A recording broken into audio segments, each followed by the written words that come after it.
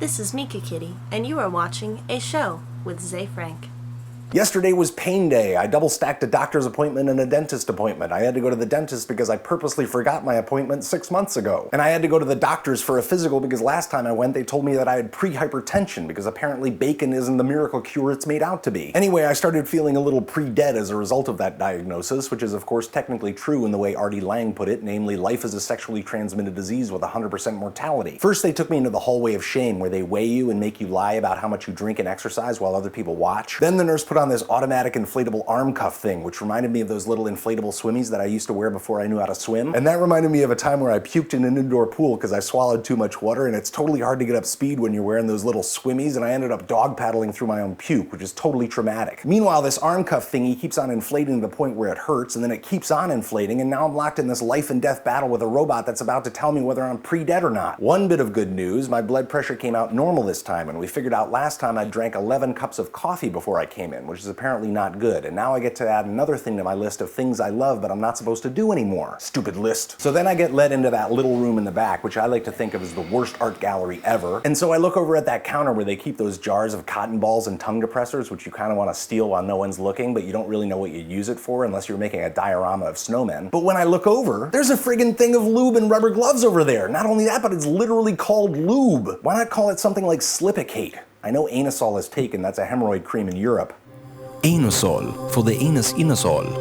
Lube? I felt like I was tricked. This was supposed to be about blood pressure. That part of my body is fine. Not that I spend that much time exploring it, but it functions correctly unless it's supposed to do something I don't know about. Anyway, now I'm all nervous, but I was like, whatever, hang tight.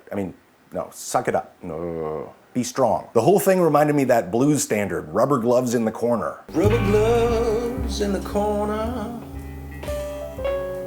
and a whole bunch of blue. Anyhow, good news, they did not use the lube. And I mean that they didn't do the thing that they would have used the lube for. Not that they did the thing but didn't use the lube. That would have been worse. And if you're confused by what I mean by the thing, you know how in Australia the toilets go backwards and everything's upside down? And you know how some people put their fingers in their mouths to throw up? Well, now imagine trying to throw up in Australia. Understand? While I was there, I had blood drawn and I had shots, but I was so relieved that they didn't Australian puke me that I was like, oh, I should totally do this when I have bad news to deliver. Matzer, you're fired.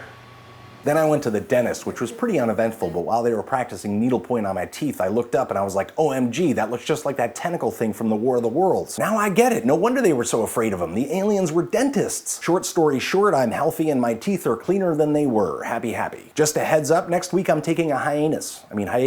So prepare accordingly. Bye bye song. It's the bye bye song.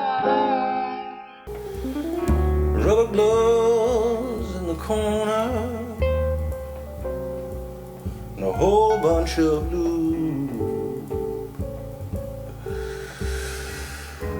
Lord, won't you tell me what they gonna do with that too?